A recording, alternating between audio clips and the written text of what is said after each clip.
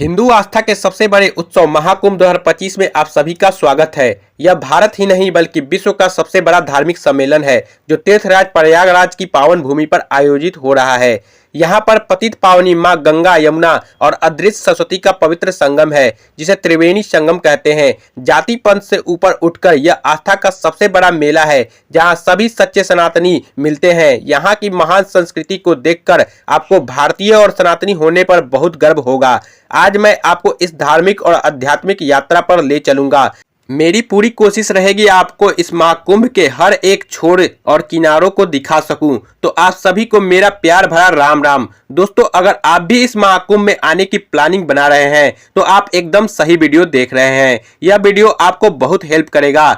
आज के खास वीडियो में हम लोग बात करेंगे आप यहां तक कैसे पहुंचेंगे, रुकने और खाने पीने की कैसी व्यवस्था है, स्नान और दर्शन का सही तरीका क्या रहता है, संत महात्माओं और अखाड़े में कैसे जाएं, प्रयागराज में दर्शन और घूमने के कौन कौन से प्रमुख स्थान है, फ्री में आप खाना पीना और रहना कैसे कर सकते हैं और वीडियो के लास्ट में हम बात करेंगे संपूर्ण बजट की। तो महाकुंभ 2025 में A to Z complete information के लिए यह वीडियो को आप एक बार पूरा जरूर देखें। तो चलिए महादेव जी का नाम लेकर शुरू करते हैं आज के इस पावन यात्रा को। दोस्तों, कमेंट बॉक्स में हर हर महादेव जरूर लिखें। महाकुंभ भव्य रूप से चल रहा है। अभी महाकुंभ के कुछ ही दिन हुए हैं और 12 करोड़ लोग आस्था की पावन डुबकी लगा चुके हैं। यह महाकुंभ 13 जनवरी से 26 फरवरी तक चलेगा जो 45 दिनों का होगा। इन दिनों में 40 से 45 करोड़ लोग शामिल होने का अनुमान लगाया जा रहा है। तो चलिए बिना किसी देरी के वीडियो में आगे बढ़ते हैं और एकदम शुरू से शुरू करते हैं और जानते हैं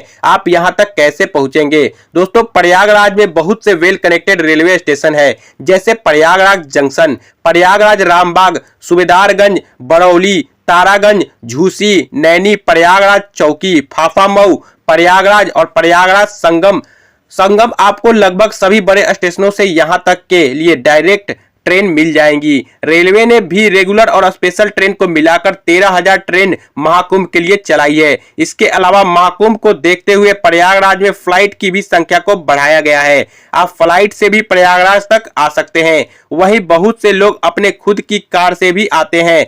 भीड़ को देखते हुए शहर में अलग अलग पार्किंग और ट्रैफिक सिस्टम बनाया गया है। नॉर्मल डेज में तो आप मेला क्षेत्र के पास आ जाएंगे।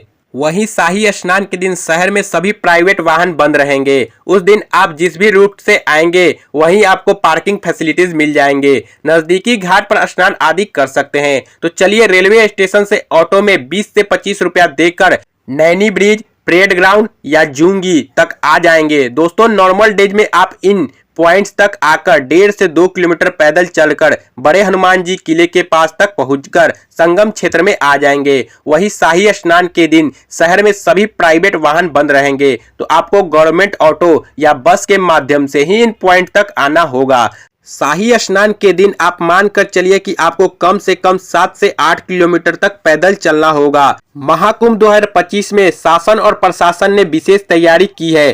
पूरे मेला क्षेत्र को यूपी का 76वां जिला बनाया गया है जिसे 25 सेक्टर में बांटा गया है। जन सैलाब को नियंत्रित करने के लिए पूरे मेला क्षेत्र में 44 घाट बनाए गए हैं। हर घाट पर विशेष निगरानी रखी जा रही है। Army, police, NDRF, TRF, paramilitary और प्राइवेट पुलिस के 1.5 लाख जवान अपनी सेवाओं में दे रहे हैं। महिलाओं की सुरक्षा के लिए विशेष ध्यान दिए जा रहे हैं। साथ ही साथ सभी को घाटों पर महिलाओं के लिए चेंजिंग रूम की फैसिलिटीज भी दी गई है। साथ ही साथ यहाँ पर एक प्लेस से दूसरे प्लेस तक जाने के लिए 30 पीपा पुलों का भी निर्माण किया गया है। जब आप यहाँ पर स्नान करने के लिए आएंगे तो यहाँ की विशेषता देखकर आपको बहुत ही अच्छा लगेगा। दोस्तों, 6 वर्षों में अर्ध कुंभ का आयोजन होता है और 12 वर्षों में पूर्ण कुंभ का आयोजन होता है और फिर 12 कुंभों के बाद 144 साल बाद महाकुंभ का आयोजन किया जाता है। इस बार के कुंभ को महाकुंभ के रूप में मनाया जा रहा है। दोस्तों, महाकुंभ शाही स्नान का विशेष महत्व माना जाता है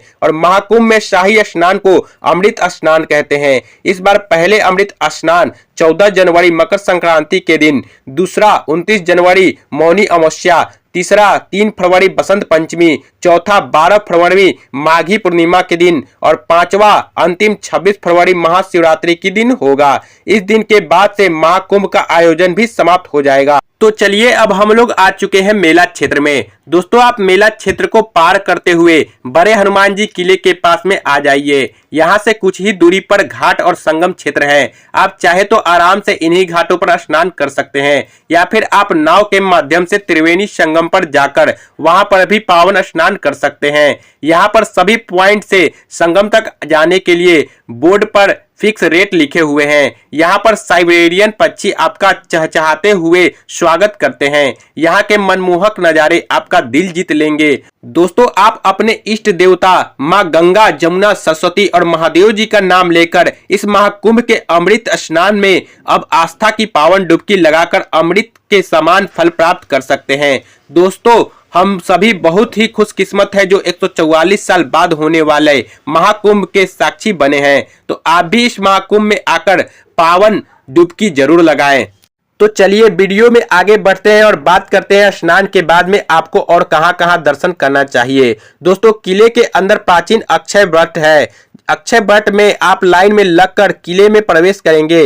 इसके बाद अक्षय वट के पवित्र दर्शन कर सकते हैं। साथ में किले के अंदर पातालपुरी मंदिर भी है जहां पर आप जाकर दर्शन कर सकते हैं। यहां पर दर्शन करने के बाद में अब हम लोग चलेंगे बड़े हनुमान जी मंदिर जो किले के पास में ही स्थित है। यहाँ पर बहुत ज्यादा भीड़ भाड़ होती है। आप लाइन में लगकर मंदिर में प्रवेश कर हनुमान जी के दर्शन कर सकते हैं। यहाँ पर हनुमान जी विश्राम की अवस्था में विराजमान है। अखाड़े का विशेष महत्व माना जाता है। बिना अखाड़े कुंभ अधूरा है। तो आप इन अखाड़ों में जाकर साधु और महात्माओं के दर्शन भी कर सकते हैं।